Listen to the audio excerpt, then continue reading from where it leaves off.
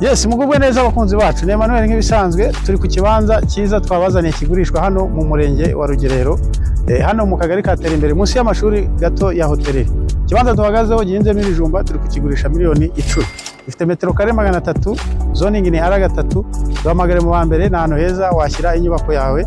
Afite na ibawudu nziza cyane ahantu bari kubaka amazu meza. Ikigucika